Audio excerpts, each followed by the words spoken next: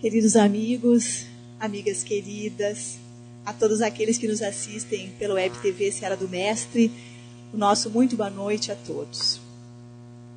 Que os amigos espirituais aqui presentes possam amparar os bons propósitos que nos trazem a esse grupo espírita nessa noite de segunda-feira.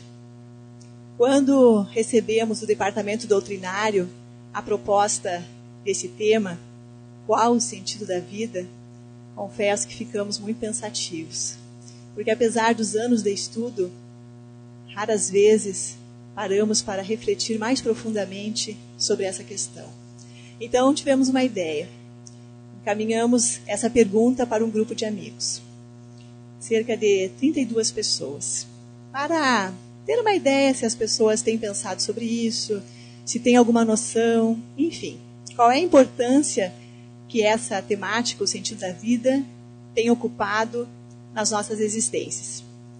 Então, no e-mail que encaminhamos, perguntávamos primeiro, há um sentido para a vida? Sim ou não? Aí, a resposta, na dependência da resposta, vinha a segunda resposta, vinha a segunda pergunta. E qual é o sentido da vida? E das cerca de 30 perguntas, 30 mensagens enviadas, após algum tempo, recebemos duas respostas. Duas respostas, por sinal, muito belas. Poéticas até, eu diria. Então ficamos pensando. Ou estão até hoje pensando a resposta. Ou realmente as pessoas não têm tempo para se questionar a respeito do sentido da vida, do significado das nossas existências. Então nós fomos buscar e convidamos para tratar desse tema Léon Denis. Léon Denis, esse francês que após uma infância difícil, uma juventude igualmente penosa, aos 18 anos lê pela primeira vez o Livro dos Espíritos, 7 anos após a sua publicação. Léon Denis fica profundamente impressionado com os ensinamentos contidos na obra e a partir de então empenha-se no estudo e na divulgação da doutrina espírita. Ele foi um dos principais continuadores da obra de Allan Kardec, após o desencarne do mestre lyonês, e impulsionou todo o movimento espírita no mundo, naquele início do século XX. Léon Denis produziu inúmeras obras, todas de grande valor doutrinário, e em um de seus trabalhos, intitulado O Porquê da Vida, em que ele analisa o que chama de uma solução racional para o problema da existência, e vai então à luz da doutrina espírita esclarecer e analisar quem somos, de onde viemos, para onde vamos. É uma obra bem pequena, de poucas páginas, mas muito profunda acerca do tema. E logo no início, Léon Denis questiona: quem é que nunca interrogou a natureza e ao seu próprio coração, perguntando-lhes o segredo das coisas, o porquê da vida, a razão de ser do universo? Não seria um ser humano se não tivesse considerado algumas vezes esses tremendos problemas. Quem de nós, em algum momento, não se questionou sobre o segredo das coisas, sobre a razão de ser do universo, a razão de ser do sofrimento? Quem de nós não se questionou qual o sentido da vida? E essas dúvidas, apesar de gerarem certa inquietação, o que é muito natural, a dúvida ela é muito importante, porque é a partir daí que nós vamos à procura de respostas. Respostas que podem ser decisivas para as mudanças no nosso comportamento, mudanças positivas. Basta ver que, possivelmente, a grande maioria de nós chegou a esse grupo espírita, hoje, semana passada ou há 20 anos atrás, em busca de respostas. E os esclarecimentos acerca do sentido da vida, do significado existencial, trazidos pelos espíritos superiores e que estão contidos na codificação espírita e foram depois ampliados nas obras subsequentes, é que conferem ao espiritismo o seu aspecto filosófico. Filosofia que, por definição, é o estudo de problemas fundamentais relacionados à existência, à verdade, aos valores morais, com ênfase em argumentos racionais. Portanto, hoje nós vamos filosofar. Coisa linda. Qual é o sentido da vida? Para alguns filósofos da antiguidade, o verdadeiro sentido da vida estava na aquisição da felicidade. Então, a felicidade ela tem sido uma aspiração de todos os povos ao longo dos tempos. Só que naquela época a felicidade era genericamente considerada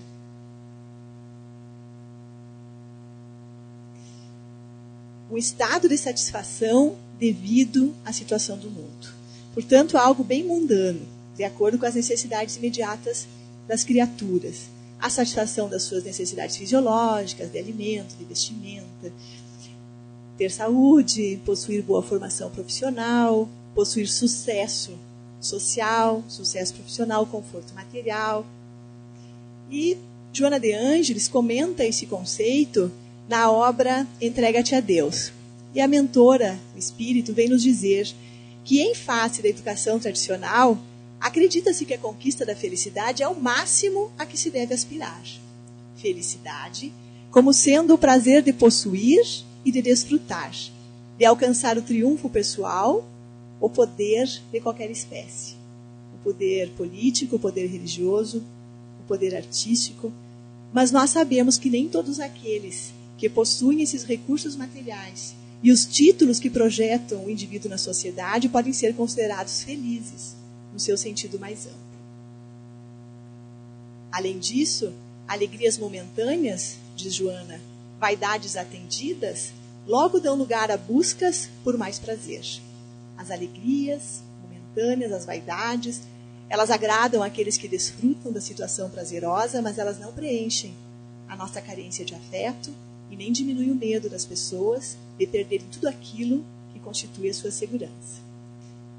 E as metas profissionais, as metas sociais, econômicas, quando são alcançadas, após as alegrias iniciais, facultam frustração e ampliam o quadro de outras ambições.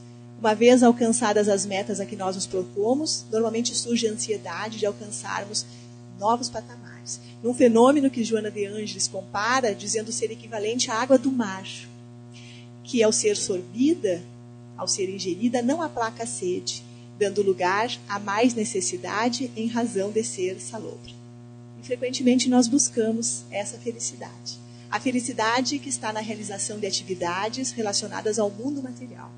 E investimos grande parte do nosso tempo, dos nossos recursos emocionais, físicos, financeiros, em reuniões sociais, na aquisição de bens materiais, buscando sucesso profissional, buscando destaque social, e ao mesmo tempo eternamente insatisfeitos, porque, como diz Joana, frequentemente nós estamos já alcançando as nossas metas, mas estamos ambicionando sempre mais.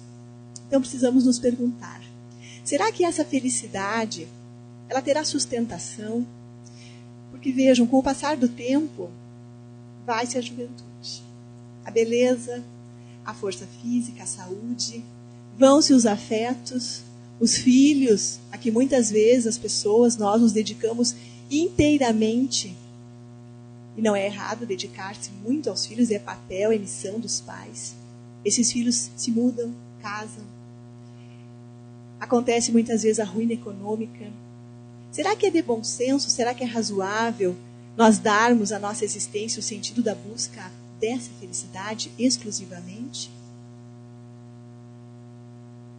As consequências desse comportamento, segundo a benfeitora, são, entre outros, o consumismo, tão arbitrário como perverso, dias de utopia, nos quais se vale pelo que se apresenta e não pelo que se é verdadeiramente. Os ideais que trabalham as forças morais acabam cedendo lugar aos prazeres ligeiros, aos prazeres frustrantes, ao cárcere do relógio, que nos impede de viver em plenitude situações extremamente importantes, porque estamos dispersos, ocupando nosso tempo com várias coisas ao mesmo tempo. E diz ela que é inevitável, nessa cultura pagã e perversa, a presença do vazio existencial nas criaturas humanas. O vazio existencial que consome o ser e atira-o na depressão. Em meio a tantas ilusões, chega um momento em que instala-se o vazio existencial. E a criatura, então, atormentada pela angústia, pela insatisfação, pela perda dos objetivos pelos quais deva lutar, percebe-se numa vida absolutamente sem sentido. com possibilidade de desenvolver doenças físicas, doenças mentais, envolver-se nos abusos do álcool, das drogas, a depressão e até mesmo o suicídio. Para aprofundarmos o entendimento dessa questão, Leon Denis esclarece que o que importa saber antes de tudo é o que somos, de onde viemos, quais são os nossos destinos. As ideias que fazemos do universo e suas leis é que determina os deveres, mostra o caminho a seguir, as resoluções a adotar. Se nós observarmos a vida sob um ângulo exclusivamente material, se nós pensamos que tudo começa no berço e termina no túmulo, nós vamos ter uma vida destituída de sentido. Isso deixa a nossa vida sem sentido, porque viver vai ser apenas um fardo muito pesado. Por que nós vamos investir nos nossos aprendizados? Por que nós vamos tentar nos melhorar? Mas se tudo vai terminar daqui um pouquinho, se com a morte terminam-se todas as possibilidades, por que eu não vou utilizar de todas as prerrogativas do dinheiro, da saúde, da beleza para gozar as sensações físicas? Então a contribuição da doutrina espírita ao entendimento do sentido da vida é grandioso, porque ela nos mostra e nos demonstra outra concepção da vida, outra concepção do mundo. Quando nós reconhecemos que existe algo além da matéria, que nós somos espíritos imortais, que nós já existíamos antes de renascer, que nós continuaremos vivos após a morte desse corpo, quando nós entendemos que nós tivemos outras reencarnações e que nós tivemos experiências na matéria das quais hoje nós estamos, por submissão à lei de causa e efeito, colhendo aquilo que nós plantamos, então começa a fazer algum sentido. E Leon Denis nos convoca a analisar um aspecto que é essencial nesse processo. Diz ele na obra O Problema do Ser, do Destino e da Dor, que a alma contém, no estado virtual, o princípio de todos os seus desenvolvimentos futuros. Ele pergunta, poderia a alma, em uma vida única, desenvolver o seu entendimento? Assimilar todos os elementos da sabedoria, da santidade? Como nós, almas, poderíamos desenvolver todas as nossas potencialidades, toda a sabedoria, as virtudes, as habilidades que nós possuímos em estado virtual, isso é, que nós ainda não exercemos numa única existência? E ele conclui dizendo que o sentido, a razão de ser da vida, não é a felicidade terrestre, como muitos acreditam erroneamente, mas o aperfeiçoamento de cada um de nós. O sentido da vida é proporcionar a todos nós oportunidades de renovação moral, de realizarmos o nosso amadurecimento psicológico, de desenvolvermos os nossos potenciais intelectuais, o potencial moral. Todos nós estamos no mundo reencarnados para cumprir com esse propósito existencial. E como é que nós faremos isso? Por seus próprios méritos e esforços, diz Leon Denis.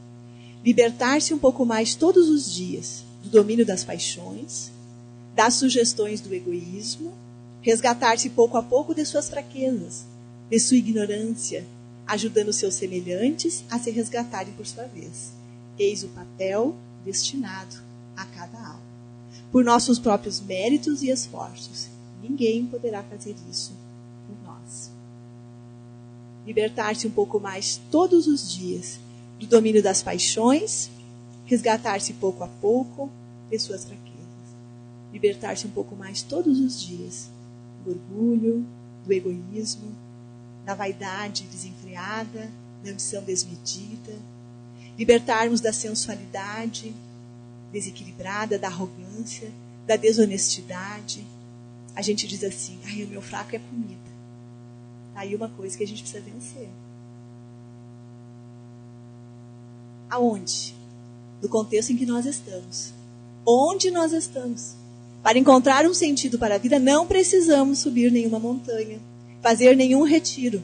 Nós temos que fazer isso na nossa família, nós temos que buscar isso na nossa atividade profissional, nós temos que fazer isso na sociedade, nos vários setores que nós frequentamos, na casa espírita, porque não há como progredir no isolamento. Nós precisamos das outras pessoas para que, então, as nossas imperfeições apareçam. E uma vez demonstrado isso, procurarmos buscar essa reforma que precisamos fazer. E nós vamos fazer isso nas pequenas como nas grandes coisas. No dia a dia. Com aquelas pessoas que estão mais próximas. Nas situações mais simples. Realizando as nossas tarefas com dedicação, com humildade, com amor.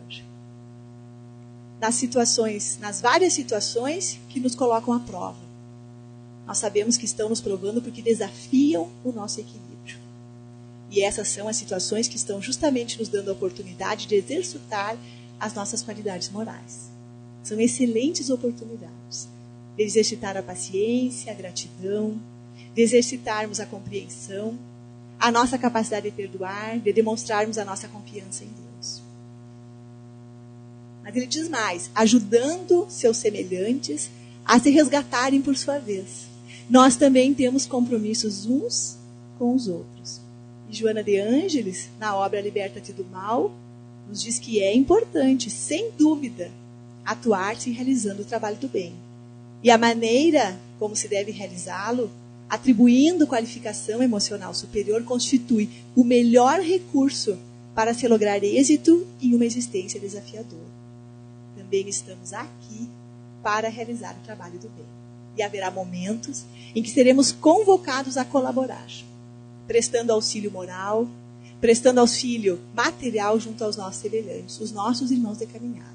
Mas vejam, atribuindo qualificação emocional superior, sem humilhar aquele que é beneficiado, sem a pretensão de nos autopromovermos.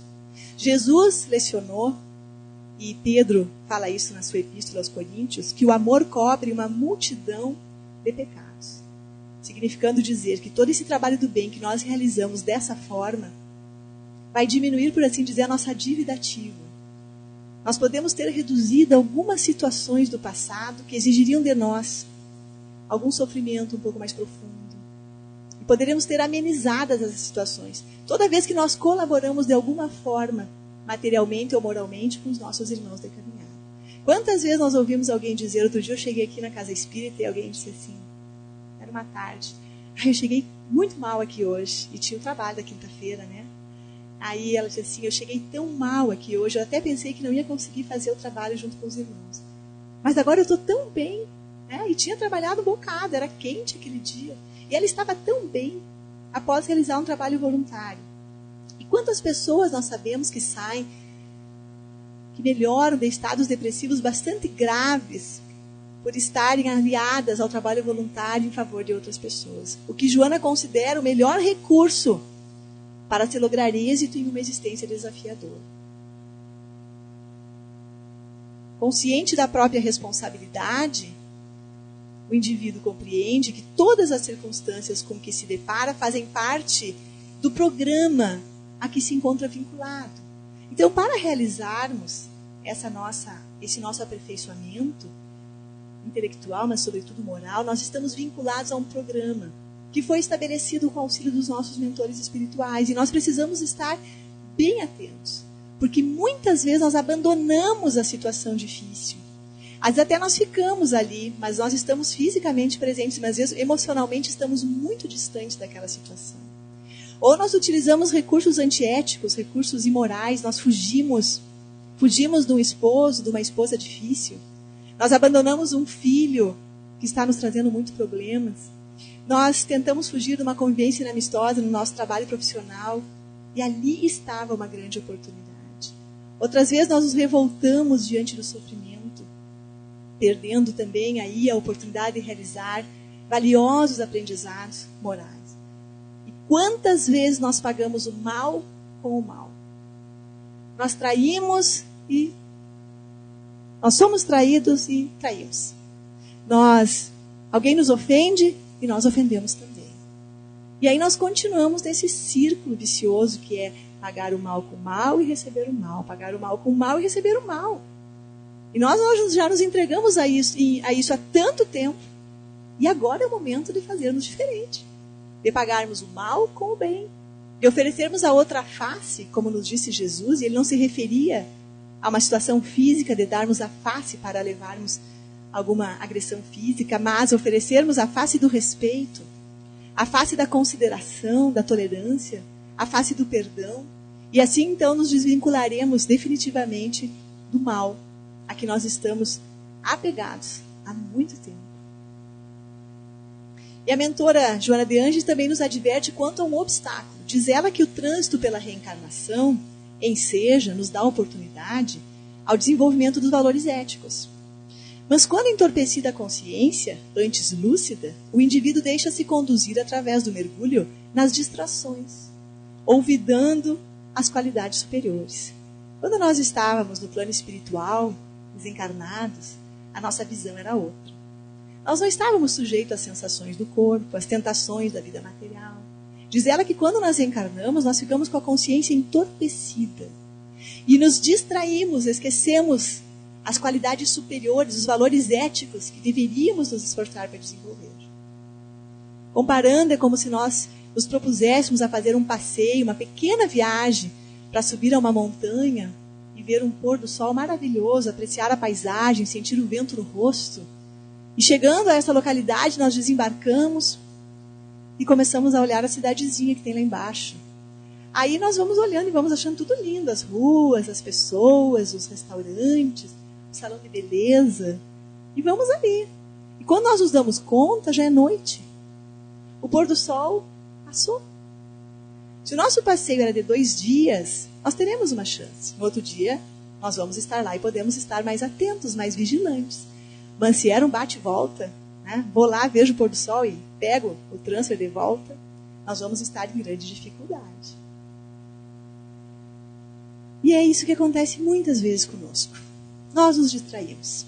Nós chegamos aqui, reencarnamos, e começamos então a sentir a satisfação de prazeres físicos, as alegrias momentâneas de que falava Joana de Ângeles, experimentamos o sucesso nas várias áreas, profissional, social, e mudamos os planos utilizando o nosso livre-arbítrio, que nosso Pai nos deu. Então não é fácil. Eu costumo dizer que essa palavrinha fácil no dicionário dos adultos não existe. Não é fácil. Possivelmente nós que estamos aqui numa casa espírita já despertamos para as questões espirituais. Mas as situações materiais relacionadas aos instintos, relacionadas aos desejos, ainda nos atraem muito. Então nós precisamos aprender a renunciar. Precisamos renunciar àquilo que possa comprometer esse nosso plano de viagem, que foi tão bem preparado. Renunciar à desonestidade que muitas vezes ainda bate à nossa porta, as oportunidades. Renunciar à vingança, renunciar à mágoa, renunciar aos excessos de todo tipo, às conversas improdutivas, renunciar à vaidade sem limites, aos vícios físicos, mantendo sempre o foco na nossa reeducação moral. E se há na Terra menos alegria do que sofrimento, é que este é o instrumento, por excelência, da educação e do progresso. É que o sofrimento é um estimulante para o ser. Que pena, né? Que pena que precise ser o sofrimento. Mas vejam, para nós realizarmos o nosso aperfeiçoamento, a vida vai fazendo convites. Inicialmente pelo amor. Oferecendo esclarecimentos. Nós conhecemos alguém que percebe a vida de uma forma diferente da nossa e que é mais feliz. Não que não tenha problemas, mas parece mais equilibrado que nós. Nós lemos um livro, assistimos um filme, uma palestra edificante, ou somos convidados a participar e participamos de algum trabalho social voluntário. Tudo que nos leve ao despertamento para essa necessidade de desenvolver as virtudes, de construir o altruísmo, de abandonar essa busca excessiva pelos prazeres da matéria. E se essas oportunidades não forem aproveitadas, então vem a dor. Vem a dor, que é o instrumento por excelência, diz Leon Denis, da educação e do progresso. Então, vejam que todo sofrimento é processo educativo. Agora, se nós precisamos desse processo educativo, é porque nós somos muito teimosos. Então, hoje a gente vai vestir o capuz do teimoso, senão a gente não precisaria. É porque nós, em verdade, não soubemos aproveitar as inúmeras oportunidades de resgate, de reparação, de mudança de comportamento. Mediante esses chamados, que Haroldo de outros dias diz que são chamados amorosos de Jesus, e eu achei tão lindo isso. Então Jesus primeiro esgota todos esses recursos. Os recursos da paciência, da tolerância, do amor. E quando nós declinamos desses convites, quando nós não conseguimos mudar o nosso comportamento, não somos eficientemente compenetrados dessa necessidade, ele então manda essa professora sábia, né, a dor. E olha que ainda muitas vezes nós continuamos naquele comportamento errôneo, naquele comportamento equivocado. E Jesus? Será que o Cristo propôs algum significado existencial? E como, né? E como? Toda a existência dele aqui na Terra conosco foi nos mostrando como nós deveríamos agir. Então, no Sermão do Monte, também conhecido como Sermão das Bem-aventuranças, em que ele expõe não somente as bem-aventuranças, mas todas as orientações que nós devemos observar para vivermos em paz, Jesus diz assim: não acumuleis tesouros na terra, acumulai tesouros no céu, onde nem a traça, nem a corrosão consomem, e onde os ladrões não arrombam nem roubam. Porquanto, onde está o vosso coração, o vosso tesouro, aí está também o vosso coração. Tesouros na terra, tudo que se relaciona à nossa vida na matéria. Buscarmos de forma excessiva o dinheiro, o poder, o sucesso, a beleza física. Tudo que nós não levaremos daqui. Tesouros no céu, tudo que diz respeito ao espírito. O desenvolvimento da paciência, da bondade, da humildade, o desenvolvimento do respeito que nós precisamos ter por todos os nossos semelhantes. Porque onde estiver o teu tesouro, ali estará o teu coração. Ou seja, aquilo que nós julgamos, que nós elegemos como sendo o mais importante, a isso nós vamos nos dedicar. Se nós colocamos o nosso tesouro em realizar as atividades que nos competem, em desempenhar as nossas funções com vistas a realizar o nosso progresso moral, ali estará o nosso coração, o sentido da nossa vida. Fazendo isso, nós não precisamos nos preocupar. E a vida seguirá tranquilamente o seu curso. Então, nós precisamos, frequentemente, fazer alguns questionamentos. Precisamos nos perguntar, num exercício para reflexão, será que nós estamos, de fato, aproveitando adequadamente esses nossos relacionamentos que travamos no plano físico, na área da família, no campo social, com atenção ao desenvolvimento dessas virtudes e à prática do bem? Como é que nós estamos encarando as aflições e os sofrimentos que são essenciais para o nosso progresso? As doenças, as perdas, as dificuldades. E será que nós temos aceitado os convites, as propostas de trabalho em prol dos nossos irmãos, tanto no âmbito moral como no âmbito material?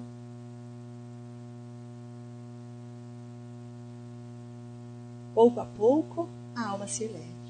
E nela fica acumulada uma soma sempre crescente de sabedoria e de virtude. Ela se sente mais estreitamente ligada aos seus semelhantes. Aos poucos, à medida que nós nos dispomos e que nós vamos nos transformando, nós vamos nos transformando no que Allan Kardec denomina no capítulo 17, né, do Evangelho, sede perfeitos de um homem de bem. Nós vamos nos transformando em homens e mulheres de bem. E o codificador cita nesse capítulo as características do homem de bem. Cumpre a lei de justiça, de amor e de caridade na sua maior pureza. Deposita fé em Deus. Coloca os bens espirituais acima dos bens temporais. Faz o bem pelo bem, sem esperar paga alguma. Retribui o mal com o bem. Nós vamos parar por aqui, porque nós não queremos assustar vocês. Mas a lista é enorme. Eu fico olhando e fico pensando assim, vou fazer um checklist, sabe? Botar todos eles com um quadradinho, quando eu conseguir eu vou, mas vai levar muito tempo. E ao final do texto, que é belíssimo, que nós devemos nos dedicar a estudar e a aplicar principalmente, ele diz assim: não ficam assim enumeradas todas as qualidades que distinguem o homem de bem. Aí a gente, mas ainda assim, né, já estava preocupado com essas aqui, imagina, tem mais coisa. E parece muito, né? A gente olhando lá, parece muito, mas vejam só. Como espíritos, vamos imaginar assim, depois que nós atingimos o reino nominal. Nem vamos falar quando nós éramos princípio inteligente lá nos outros reinos. Mas nós vivemos no mundo primitivo durante muito tempo, nós desenvolvemos a inteligência. E nesse momento nós estamos aqui investindo no nosso desenvolvimento moral. Nós já evoluímos muito. Eu fico pensando, quem de nós cobraria uma dívida armado até os dentes? Não me digam que vocês cobrariam, eu não acredito. Quem de nós aqui seria desonesto, abandonaria alguém sem um mínimo de culpa, sem arrepender-se? Será que alguém de nós recusaria um auxílio, prestar um auxílio que estivesse ao seu alcance? Todos os deslizes que nós ainda cometemos, mesmo quando pequenos, eles nos causam um certo desconforto. A gente para olhar, para sentir, a gente vê que a gente faz alguma coisa que a gente já sabe que não está legal, nós ficamos pensando naquilo. E se nós estamos reencarnados nesse momento num planeta de provas e expiações, é porque essas atitudes que nós falamos, o abandono, a traição, elas já fazem parte da nossa história. A violência faz parte da nossa história. Com toda certeza nós estamos hoje submetidos a essas situações desse planeta porque nós, em algum momento, participamos. Mas felizmente nós esquecemos, olha que coisa boa, e retornamos para mais uma oportunidade. Nós reencarnamos ainda mais dessa vez, para abandonarmos de vez todos esses comportamentos que hoje nós reconhecemos como sendo equivocados, como sendo os causadores da nossa infelicidade. E lá na questão 169 do Livro dos Espíritos, Allan Kardec questiona: é invariável o número das encarnações para todos os espíritos? Quer dizer, será que todos nós vamos ter o mesmo número de encarnações até atingir essa qualificação de homem de bem? E eles dizem: não. Aquele que caminha depressa, há muitas provas se forram. Então, cada um de nós terá um número variável de experiências de um corpo físico, um número variável de existências como oportunidade para se melhorar. E do ponto em que nós paramos numa existência, nós retornamos e continuamos na próxima existência. Nós jamais regredimos. Aí muitos poderão pensar assim: mas então tá ótimo, né? Porque eu sou imortal. Eu tenho todo o tempo do mundo. E eu pensava assim, numa certa época: não tem problema, né? Eu sou imortal, eu volto aqui, faço de novo. Só que olhem só o que ele diz, os Espíritos nos dizem: aquele que caminha depressa. Aquele que caminha depressa é aquele que aproveita bem as oportunidades. É aquele que não adquire novas dívidas, não contrai novas dívidas. Esse, dizem eles, há muitas provas se formam. Esse evitará muitas provas, muitas situações dolorosas. E aí eu lembro que de José Saramago, esse escritor português que ganhou um Nobel de Literatura, ele diz assim: não tenhamos pressa, mas não percamos tempo. A pressa é toda nossa. Quanto mais rápido nós nos detivermos e conseguirmos conquistar uma situação moral melhor, mais felizes nós seremos. E o que fica sendo o espírito depois da sua última encarnação? O que fica sendo? Dizem eles: espírito bem-aventurado, puro espírito. Então nós vamos chegar um dia a atingir o mais alto grau de perfeição moral. Todos nós um dia seremos e faremos o que Jesus fazia, o que ele faz, com a permissão de Deus. E aí nós voltamos de novo para a questão da felicidade. A felicidade que, segundo acredita-se, é o sentido da vida. Em que consiste a felicidade dos bons espíritos? Porque nós vamos nos tornando melhores. O que respondem os espíritos codificadores? Em conhecerem todas as coisas, em não sentirem ódio, nem ciúme, nem inveja, nem ambição, nem qualquer das paixões que ocasionam a desgraça dos homens. Então vejam que maravilha, o sentido da vida é realmente a nossa felicidade. Vejam que maravilha, Deus nos criou para a felicidade, mas é a felicidade entendida como um estado emocional em que as situações que nós vivenciamos, mesmo quando são negativas, difíceis, dolorosas, elas não conseguem mais modificar o nosso sentimento de harmonia, de paz interior. Por quê? Porque os nossos pensamentos são corretos, porque as nossas atitudes são éticas, os nossos sentimentos são nobres. Os Espíritos dizem, quando conhecerem, porque vão conhecer todas as coisas. Então, quando nós conhecermos e reconhecermos como verdadeiras, entendermos bem a dinâmica da vida, as leis de Deus, as imperfeições dos outros, as aflições da vida, não vão mais nos desequilibrar. E quanto mais evoluídos espiritualmente, eles dizem, na sequência da resposta, mais felizes nós seremos. Leon Denis nos lembra que a tarefa é árdua e as subidas a escalar são difíceis. Viram como não tem mais fácil? Mas nossas forças não possuem limites, pois podemos renová-las incessantemente pela vontade e pela comunhão universal. A existência física, sob qualquer aspecto que nós considerarmos, é um aprendizado de curso cansativo, de curso muito difícil. Mas não existe maldade nos processos educativos divinos, então nós não estamos sozinhos para efetuar essa grande viagem. Vamos buscar sempre esses irmãos do plano espiritual que torcem por nós, que se propõem a sustentar essa nossa caminhada. Vamos buscá-los utilizando a prece, utilizando na casa espírita o passe, a água fluidificada. E assim vamos, pouco a pouco, dia a dia, vencendo as situações difíceis, vencendo as nossas fraquezas, as tentações do mundo. Vamos vencendo esses comportamentos antigos, ainda baseados no nosso egoísmo, no nosso orgulho, que teimosamente permanecem retardando a nossa marcha. Esforça-te, pois, por conquistar aquilo que vieste aqui realizar, o verdadeiro aperfeiçoamento. A Terra, nos lembra Leon Denis, é um campo de batalha, onde a matéria e os sentidos assediam continuamente a alma. Corrige teus defeitos, modifica teu caráter, reforça a tua vontade. Essa é, meus irmãos, a oportunidade que nós tanto ansiávamos, uma nova encarnação. Nós imploramos por essa oportunidade. E ainda é tempo de mudarmos os rumos dessa nossa existência. Já temos a ferramenta que nós necessitamos, que é o conhecimento. Agora nos falta aquele impulso fundamental que é a vontade. Vamos evitar as ilusões do mundo. Vamos evitar as fugas, os projetos inúteis a que muitas vezes nos atiramos e nos comprometemos, que não tem significado algum, no sentido de nos alavancarmos para um momento melhor. Vamos dar o devido valor. Não é que a gente não dê valor às coisas materiais, aos filhos, à família, mas dar o devido valor às posses, a essas alegrias fugazes que nós falávamos. E vamos buscar mais aquilo que nos leve ao aperfeiçoamento moral, à reeducação em favor, como nós vimos, da verdadeira felicidade. É preciso, sim, saber viver. Muito obrigada pela atenção e que Jesus nos ampare a todos.